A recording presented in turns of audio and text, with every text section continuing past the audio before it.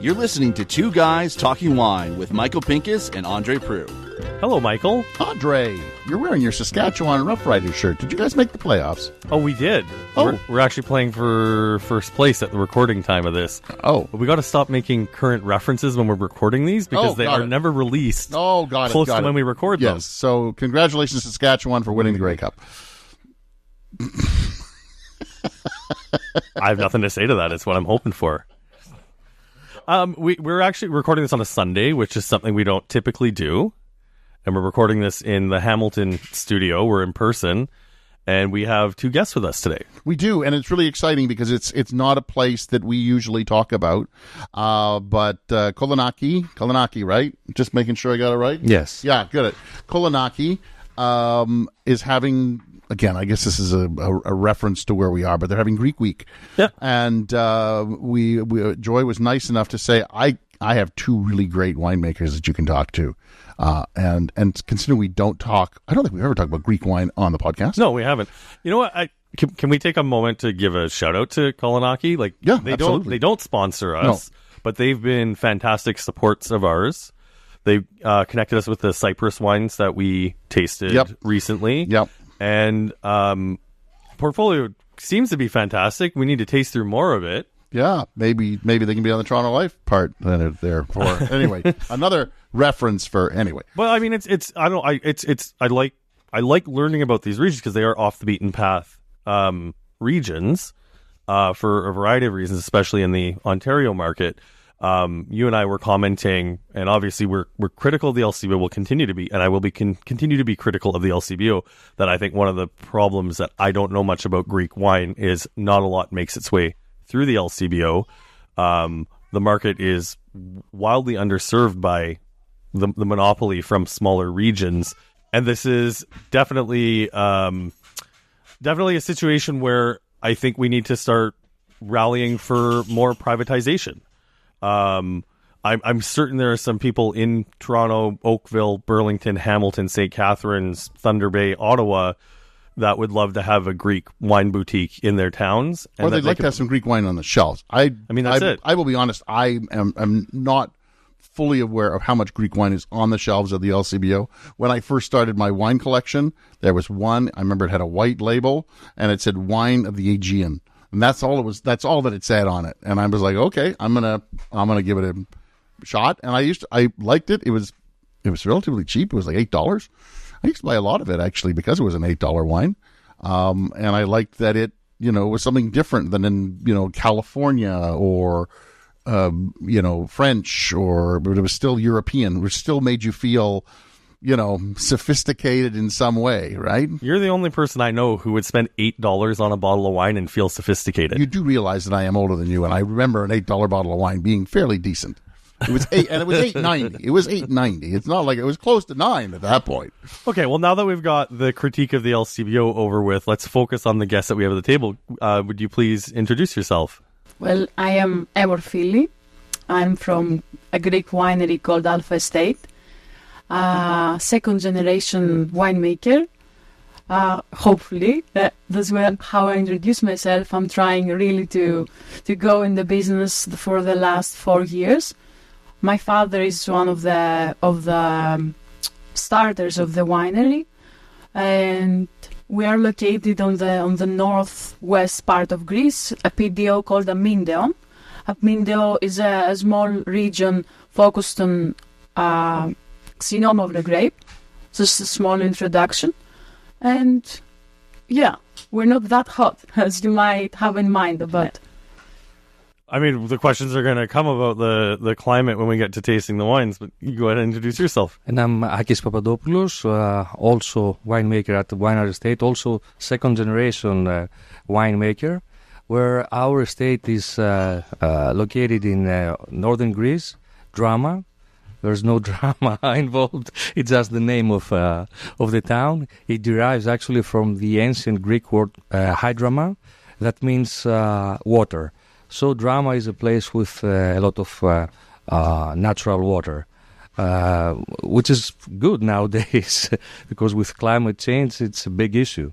And we produce wines both from international and indigenous varieties. So from these introductions, I already have, at least two questions. You always hate me for going out of order, but both second generation winemakers. So how let's start with Alpha. How long has the winery been around?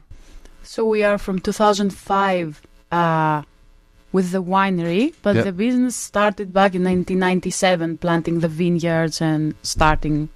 And from Wine Art, how long have your winery been around? Well, the winery was established back in 1995.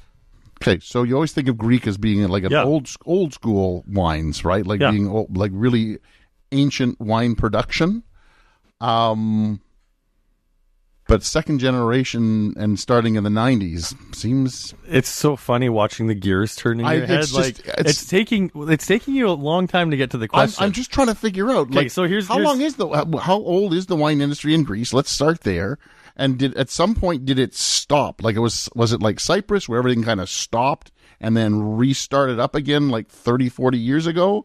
Or has it just always been going on and you just guys are relatively new to the game? Well, actually, winemaking in Greece dates back to ancient times, thousands of years ago.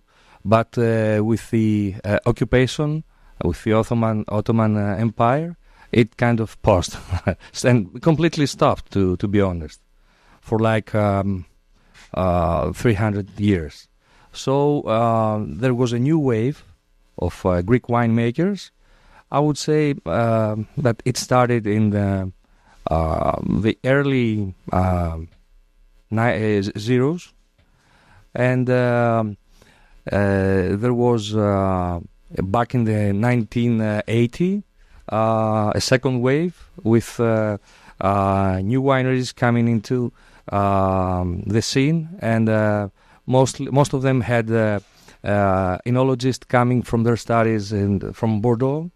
So that was, I think, the beginning of the new era for Greek wine. And over the last few decades, we're taking more and more steps ahead. Yes, as Aki said, we are Bordeaux-driven. Our fathers, at least, were there. They studied there. They got all the knowledge and the style of the wines. Yours, not mine. No? Just one of them. My father actually is a viticulturist, so he's born and raised in Amindo. Mine is a civil engineer, so he had nothing to do with wine. So you are the one that yes, I am, that went to Bordeaux. Yeah. Okay. Right. So there were some big companies back in the 80s, 90s, but few. Then we did a change, as I see it. We started to become more and more and oriented to quality as the years went by. So this was a big shift from bulk to quality, and we are in a stage where we try to be more extroverted, I think. Well, I mean, it's fascinating to see you guys here and out of the market, but how have they responded to this renewal of the wine industry? If you go to a restaurant in Athens, is it all Greek wines or is it largely international wines? No, it's mostly Greek wines, I might say. Mostly Greek wines. And it's very European in nature, so you see a lot more Greek wines than you would see anywhere else. Okay. It's just another testament to how messed up things are in Toronto. Oh, absolutely. Yeah. So... all right, so we got that out of the way, I guess. So, but you were saying there was a lot of bulk wine. That was really what Greeks was before the 80s kicked around, and then bulk wine, the well-known Retsina wines, the different category of wines, which is a wine but with the fine addition. Same with sweet wines as well. Sweet wines. So we do have some on the table. Let's start with a wine, so that we can tell us about the wine, tell us about temperatures and but within Greece. I was going to say Greek, that didn't sound right. So it's too early in the morning, I think, but it's not too early for a drink. 1:30 in the afternoon. But I'm down a quart. I'm down. I need some wine. That's what I was saying. Okay. Down a quart. Who wants to? Who's starting? What are we starting with? What do you have, Akis? You should start with the I start Malagousia. with the white because I have a white and a red. Okay. So And you have a white as well. Do you know that? you have? Okay. Yes, but No, start with the it's, Malagousia. it's better to start with Malagousia because it's an aromatic variety. So speaking about Malagousia, Greek variety, very, very popular everywhere in Greece. Agis may know something more, but I know that it doesn't have a specific home to be connected, a specific region. So is it indigenous? It's indigenous to Greece, Indigenous to Greece. but it doesn't have a place that it originally started within Greece? No, not really. Ambiguous It story. came close to extinction, but it was revived in the late 70s, and now it's one of the most popular Greek white varietals that you can find being planted all over Greece, in the mainland and in the islands as well. Well, let me ask. This also might be jumping ahead a little bit. It's like you talked about the pause with the influence of the Ottoman Empire. Did you lose any indigenous varieties, and like how did you kind of reclaim that? Like if you have a 300-year pause, like there's a lot of knowledge that you would have lost, and a lot of, I guess just exploration that you would do of terroir and grapes in that period. So like what's the work being done to help revitalize it, and where are people going to find this not lost knowledge? It's hard to say. I mean, nobody knows if there were varietals that have been lost. We will never know it, I guess, because there are not many manuscripts from that era. So it's like the extinction of a whole, lost culture, but not just of lost drinks and lost grapes. So I feel lost today, Andre, in this whole thing. I don't know. So, as I think I'm still blown away by the whole by thinking that Greece was making wine for so many generations, and yet they have this big, huge hole that we just don't think about. And so during this period, I'm going to go back also to this Ottoman 300 years, were people still making wine but for themselves and quietly in the basement? Is that what happened, like during Prohibition in the States, where people still made wine quietly behind closed doors? Or did it stop completely? Like you couldn't even grow grapes, or if you were found having grapes, they ripped off the vines. So that was it. Like there was nothing. That was it. Yes. So there was no like Prohibition in the States. The reason you have 100-year-old plus Zinfandel vines is because you could grow some yourself. You quietly sold some out the back door. And religion too, right? And religion also played a part in that, where wine, you could use it for sacramental reasons. But I guess for the Ottoman Empire, that was it was gone. Like it was out. So it was completely stopped. Like there was no. Wow. So we're dealing with an industry that has basically rebooted itself completely. So I guess I can't blame the LCBO totally, because as of the 80s, that's kind of came back on the scene. Well, fair. Okay, fine. That's our one nice thing that we'll say about the LCBO today. Okay, but I'm just they're not fully to blame. But it's very interesting. So we kick back into the 80s and yourselves into the 90s. Your father is a civil engineer. I'm going to start over on this side, ladies first. How does your father decide, I want to get into the wine business? Well, he's an agriculturist. He had a lot of vineyards from his father, who was also agriculturist, and he passed on the legacy. But he had other cultivations, such as peach trees, corn. So he was into that stuff. And at some point, he started working in the cooperative in Amindeon, where he met his partner, who is a winemaker, and they started collaborating in consulting and producing wine for the cooperative.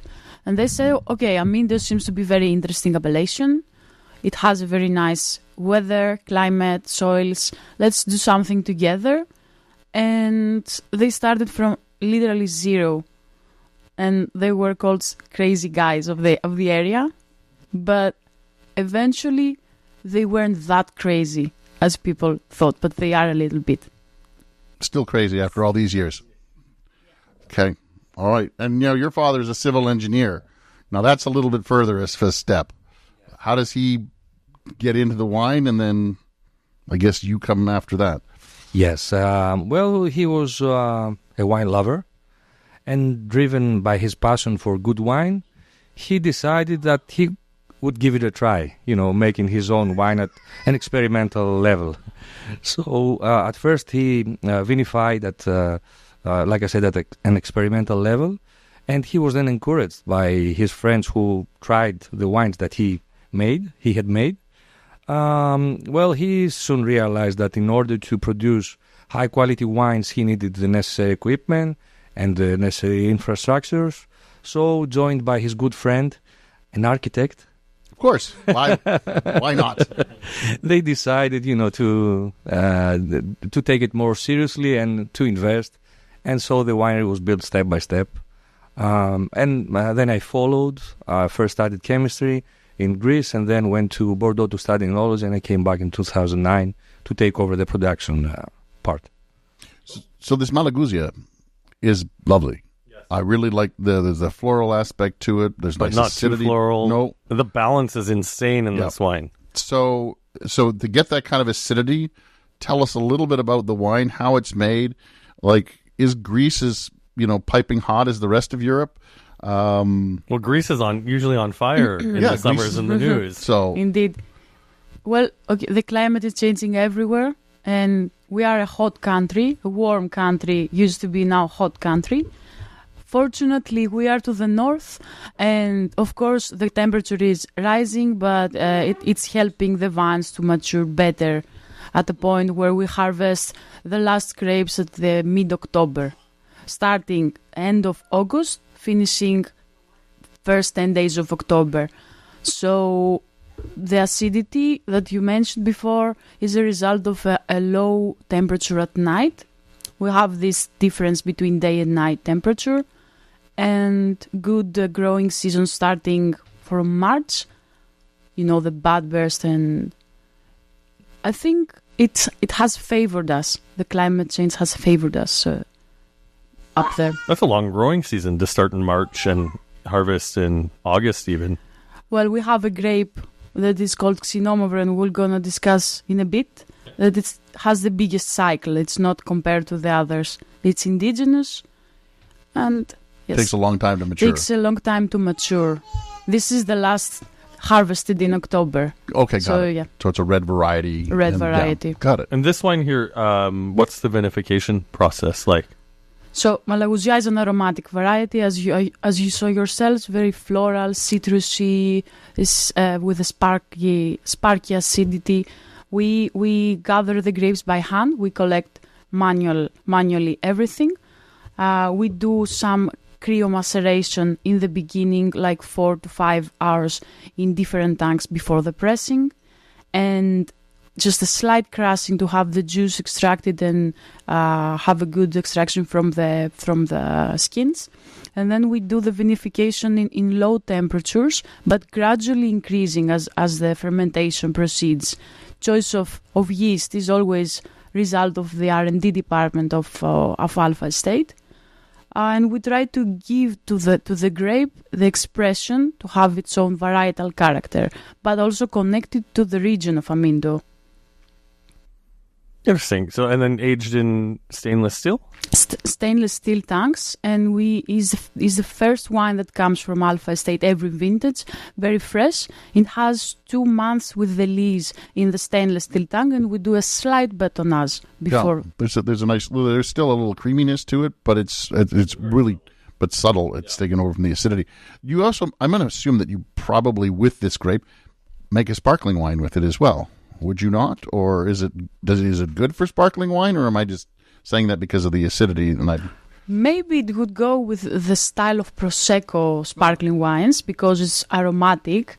The acidity is high, but we have grapes with higher acidity, Mindo. So prepare yourselves for some other trials. Maybe we have Assyrtiko for sparkling. Okay. We also have Xenomover for sparkling because the acidities are higher, and we need some other aspects like the tartaric, the malic, and the sugars and the proportion of them.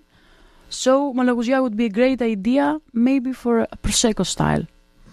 So for Greece, do you find you use mostly indigenous varieties, or do you also grow international varieties? And what would be the percentage, would you say, is indigenous versus... I think everybody started with the international varieties because there was knowledge on how to cultivate, how to vinify. But now there is a big shift towards indigenous varieties. We see it every day from the demand of the consumers. So I would say in the past, I don't know, maybe 80% could be the international varieties, and now we can be 50-50 or maybe 60 the indigenous, 40 the international. But it's always a good combination to have the international. We don't want to reject. They always are a very good suggestion to the table. Now, I know this is a tougher question. So this is fresh, vibrant, like really crisp, like hot summer day wine, and we only have you here. Is this typical of what a consumer would expect if they see a Malaguzia on the shelf, or are there other styles that people are experimenting with? You may encounter more citrusy or oriented towards stone fruit and other aromas, getting away from the flowers, depending on the hotness of the region. You may also find orange Malaguzia. You may find more neutral to the aromas. I don't know, Akis, what you have in mind about the style. And you can also find more floral Malaguzias, because this terpene character is quite typical for Malaguzia grapes. Mm-hmm. So we turn to Akis? Yeah, we should turn to Akis. Aki's got a white wine as well. So, what's the price on this Malaguzia? So price, I would say $18.95. That's really good price. And what does it cost at the winery? The cost of the winery is limitless. I mean, it's... I mean, if I was to come and visit you and buy a bottle at the winery as a tourist, what would it cost there? At the winery, you mean? Okay. We like to have the same price to give the sellers and within Greece the opportunity to sell in a good proportion. So it's not oriented to sell, our winery is not oriented to sell from the retail there. Oh, interesting. Okay. So I always find that fascinating, because something Michael and I do spend quite a bit of time talking about is wine tourism, wine travel, and that's something that I really enjoy doing. But it's often, if I can visit a winery, you can typically get better wines for a lower price with fewer taxes on them once they get into the country. Okay, so what's in our glass now, Michael? I don't know. Aki's poured it, so... So this wine is called Idis Madrios. That means sweetly oaked. As this wine has been aged, it has been firstly fermented and aged in oak barrels. So it's made of Assyrtiko, 100% Assyrtiko, which is probably the most well-known Greek variety. I've heard of it. Yeah. I have too. I heard of Malaguzia too. I guess so. Well, it's mostly known for being cultivated from on the volcanic island of Santorini, but now you can find it all over Greece. And compared to the Santorini Assyrtiko, this one is a bit less sour. The acidity is a bit lower. Still mineral though, and a bit more fruity, I would say. What do you know about Santorini? I just recently came across an article that Santorini is in some real trouble with their grape varieties, that they may not survive much longer. Well, the production this year, from what I've heard, is down by 30% or even more. So now the price of the grapes went really up. They go out for 8 to 10 euros per kilo, which is, it's quite pricey. And that also has an impact on the price of the wine on the shelves. So it's going to be a big issue. So what is the reason for Santorini's climate change? It's just climate change. Climate change, yes. Hurting Santorini more than climate change. Got it. Absolutely, yes. Okay, so we may know our first victim of climate change, as Santorini may not be able to make grapes anymore or grow grapes anymore. That is interesting. I thought it was. I came across the article. I just was like, I'd heard of Santorini, and I know that they grew in grapes, and it's all about the seawaters bashing the grapes, and that's how they get their special flavors and everything like that. And I guess it will be no more at some point, unless we fix our planet. Everybody get out there and fix the planet. Get out there. Drive a hybrid car or something. I don't know. Ride a bike. Ride a bike. Ride a bike. Exactly. Tell me about your climate and your terroir and where these grapes came from. Well, many people, when they hear of Greece, they think of a tropical place with summer all year round, which is totally not the case. In fact, Greece is the third most mountainous country in Europe. And due to the morphology of the landscape, as we have many mountains, there are many small pockets formed, each one of them having its own micro-terroir. And as a result, we are able to produce many different types of wines, starting with light aromatic whites, light reds, heavier reds, dessert wines, you name it, whatever. So in Drama, we also have a lot of mountains. The climate is mostly continental. And due to climate change, we have started the last couple of years to plant at cooler climate zones, at higher altitude. So we have recently finished planting at 1,100 meters above sea level, which is the highest vineyard within Greece. And we have also planted at 650 meters at a spot near a lake. So the climate is moderate. And we have noticed a temperature difference of around 8 degrees Celsius, which is huge. I mean, it's like being in another country with a totally different type of climate. Yeah? So we're trying to compensate the impact of climate change. So do you find that you're planting more white varieties up in the hills, or Yes, you're right. more white? Yes, and the yes. reds are staying lower. Early varieties. Okay.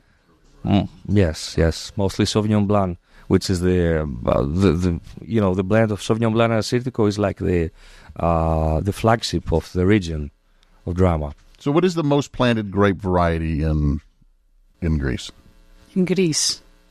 I guess it's Rhoditis. Rhoditis, Savatiano, Yes. Attica region, mostly. And what is that? Is it a red? Is it a white? White. It is, Whites, and is it used whites. for all kinds of wine, or is it mostly used for dessert? neutral. Barrel style, old vines. Grape spirits, things like that, or no? No Really, spirits, it's made into wine. Okay. wines. What they make with from Savatiano? What do you mean? A spirit made from Savatiano. That is very, very... Do they make one, or? We do make a lot of tsipuro, which is the distillation from... I didn't know, because usually when they have a grape variety that's grown a lot of, and that one's one I had never heard of, so I was like, I don't get that one. I was thinking maybe it'd be like one of those ones that they make, neutral wines, grape spirits, blending wines, things like that. Well, this Assyrtiko is interesting. I think the choice to put it in barrel is a correct one because the flavor is quite neutral, and like you've added, nice texture, and like there's a lot of stuff being brought out from it. Like there's it's got a flinty note on the back palate. The fruit notes, it's certainly not as dense as the Malguzia. Sweet. I remember the name of the varieties. I'm sorry, like I said, I don't know much about the Greek wines. But like it's nice. I like the texture, but it's still got great acid on the finish. It's nice and refreshing on the finish. Now. Yeah, on the Assyrtiko. Okay, sorry. Yeah, I like this. Wait, did you miss everything that I just said? No, I was listening to it, and I'm like, what is he talking about? Because I was passed a note. That's why. So I was looking at the note. Pass. It was a note pass. So the note passing is that both of these white wines are available at the LCBO.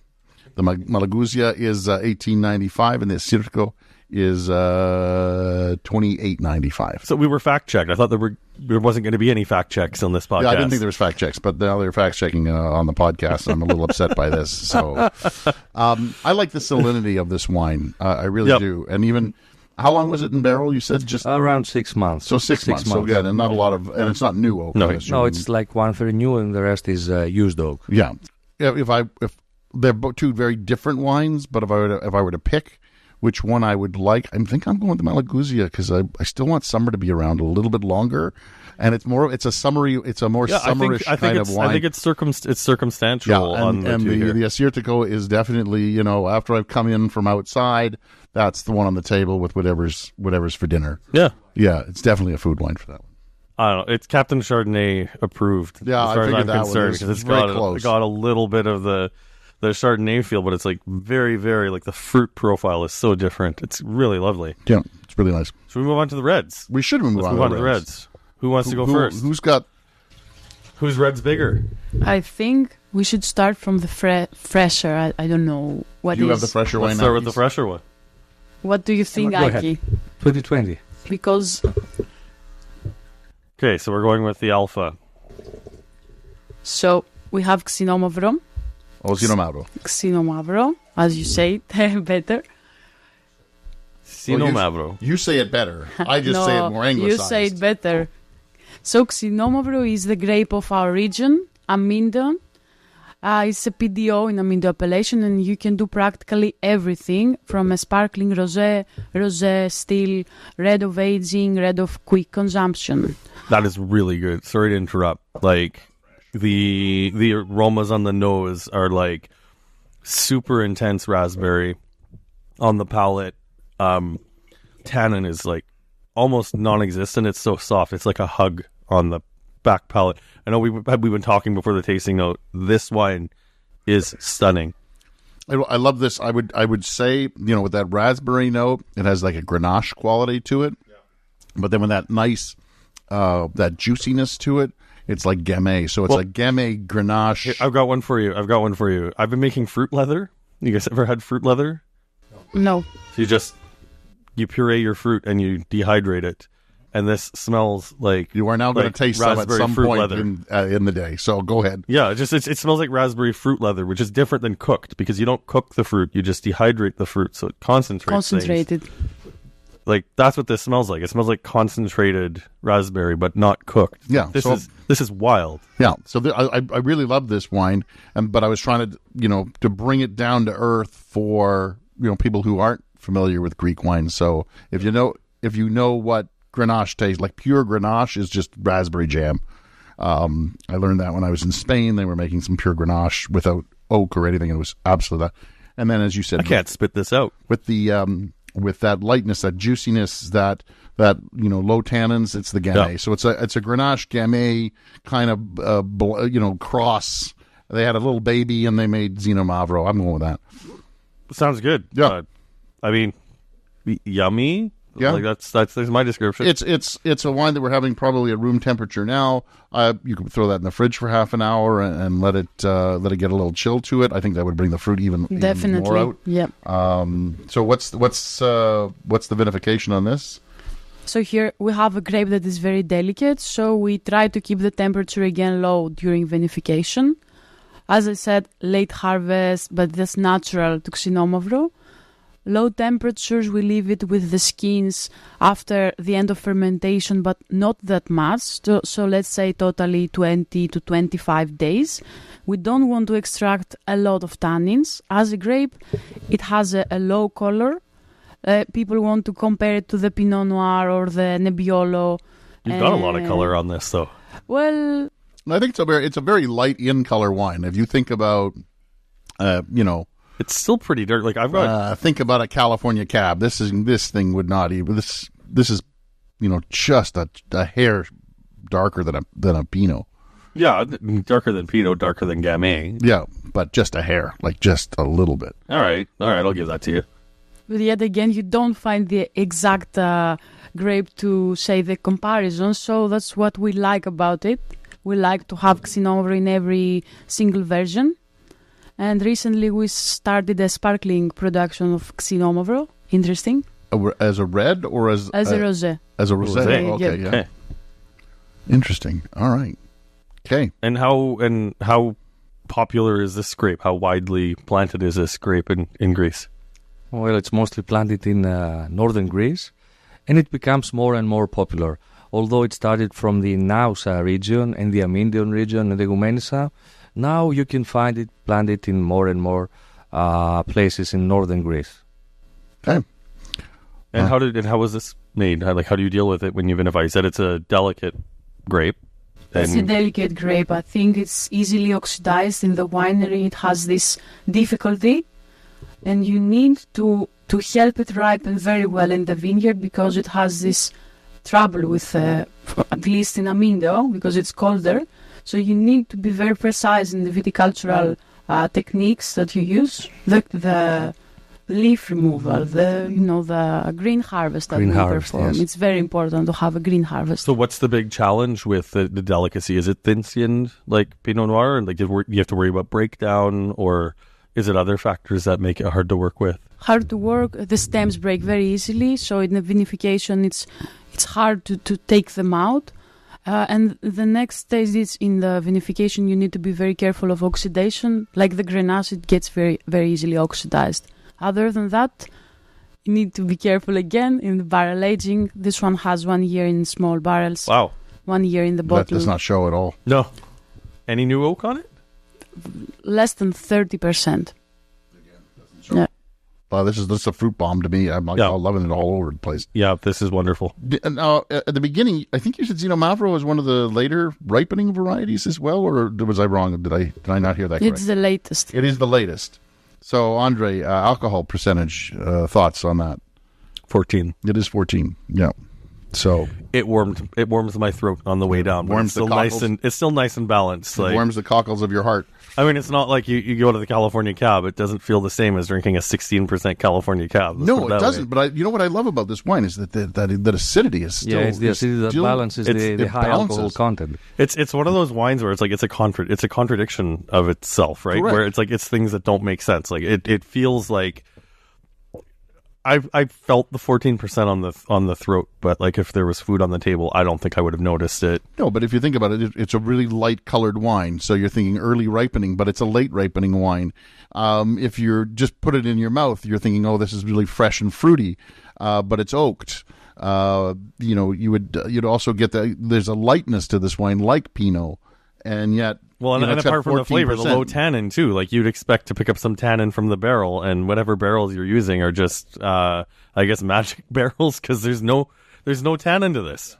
But I imagine it does have some cellaring potential because it's got great acid structure. Like, is this a wine that people buy to drink now, like you would with, like a Gamay, like a Beaujolais Village, or is this something that people are buying and cellaring for a few years before enjoying? Well, the oxymoron with Xinomavro is that you can drink it now and be delightful, but you can have it for 20 years aging and be amazed by the evolution, by the development of sun-dried tomatoes, of tomato leaves, of olive oil paste. It's like that doesn't make sense because there's like no pyrazine to the flavor, so the pyrazine comes out with aging.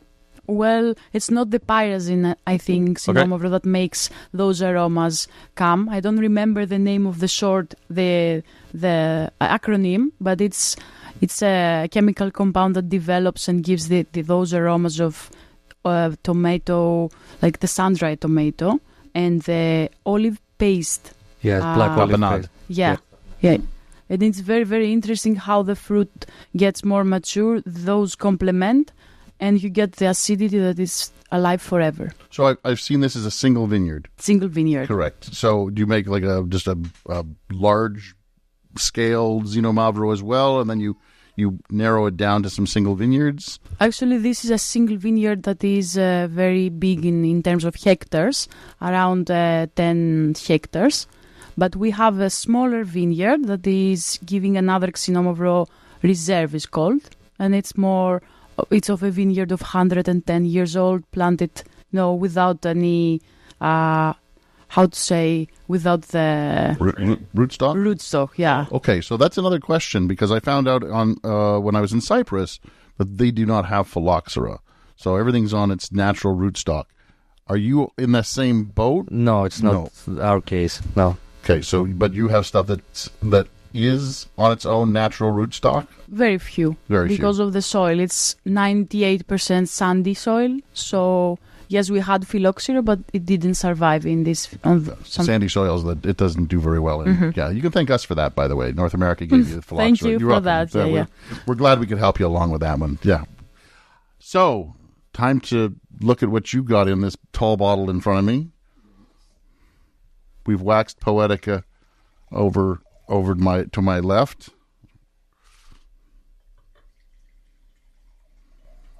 All right. And Akis, what do we have in our glass now? So here we have our Nebbio, which derives from Nebbiolo. Really? Yes. Okay, so we asked about international varieties. This is not really an international variety now that I think about it, because it's a very specific variety to Italy. Mm-hmm. It is. What are you doing planting Nebbiolo in Greece? We wanted to experiment with well-known international varieties like Nebbiolo, but Nebbiolo is not very popular in Greece. There's only a couple of producers that are working with Nebbiolo, and we are one of them. It's a very hard grape to work with, and as a result, we don't release all the wines from every vintage. I mean, we only release them. We only release the exceptional vintages. We do vinify it every year, but not every year has been released. Do you blend it away into something else, or does it just disappear into your cellar because it's no good? No, we can distillate it and make some brandy. Oh, this is terrible. This has got to go into my cellar this year. So This is interesting. I mean, it doesn't. I guess Nebbiolo is another one I don't have a ton of experience with, but this doesn't smell like the so we're Italian looking at a Nebbiolo. Greece Barolo, right? Yeah. So or a Greek Barbaresco. Which style do you make it in? Do you make it in the 3-year style or the 2-year style? Well, we age it in 300-liter oak barrels for a long period of time. I would say 4.5 years. Oh, so even longer. Okay. But yes, all the barrels are neutral, pretty much. Are barrels that had been used 4 or 5 times before, because we need to soften those tannins coming from the grape. So we need to leave the wine for more years in the oak. And if this oak was new, that would overshadow, the fruity aromas coming from the grape. So why Nebbiolo? Because we wanted to give it a try, It was a challenge. Why did the chicken cross the road? To get to the other side. But I mean, I'm just curious if this was just something like your family was passionate about. They really like Barolo. Yes. And we all did like Barolo. So wines. your civil engineer father and his architect friend went to Italy one year and went, yeah, this is it. We got to bring some of this over. Yes, the architect also studied in Italy, so he was very familiar. Okay, so there you go. All right, so... Yeah, this is a very interesting wine. I again, it's one of those wines you don't know what to make of it, right? Yeah. The old oak barrels have kept the fruit within it. There is some warmth to it. I did not catch the alcohol. 14. So it is 14 as well. Like, what is the ripening? It's late. It is another late ripening one. It's very similar to Xinomavro, and many people in Greece compare the two grapes. So you have a light color like Xinomavro, quite bold tannins, and high acidity levels on both grapes. I think I'm impressed with this. It is. I mean, it's really cool because it's definitely varietally correct. Like if I were to guess what this is, it tastes like Nebbiolo, but it doesn't taste like the Nebbiolo that it doesn't taste like Barolo. It's got clearly your signature on it. It kind of reminds, so that we have a winery here in Ontario called Stratus, and they played around a little bit with Sangiovese. And it just so happens that I came back from a trip in Italy where I tasted a lot of Sangiovese and was invited there to taste their new one. And I was like, wow, it's pretty close. And having tasted a lot of Barolo, I've been to Piedmont at least twice. I would tell you that this is it's got that lovely acidity, it's got that lovely fruit, but you have aged it 5 years, so 4.5, yeah, 4.5 years, 5 years. The tannic structure is almost bizarre though, because there's still a lot of tannin, but it's really long and still really soft. It's not hitting hitting the cheeks. You actually do feel the tannins, but they have no edges whatsoever. There's no edges to it them. flows really nicely, and it does have an aging potential. So although it's 100%. 2017, you can easily keep it for another 10 years, I would say. I think another 5 years would take the edge right off the tannins and keep it really fresh still too. So again, I love the alpha wine for that. Chill it down, sitting on the patio, kind of pre-dinner drinks, and then this one's got a steak waiting for it inside. Well, I think it's the circumstantial and the seasonality of wine consumption. It's like, so we're recording this on October 20th. Yeah, it's unseasonally warm for this time of year. 21 degrees today. So and but I mean, I think it's a great time to be exposed to both of these wines right now with the changing of the seasons.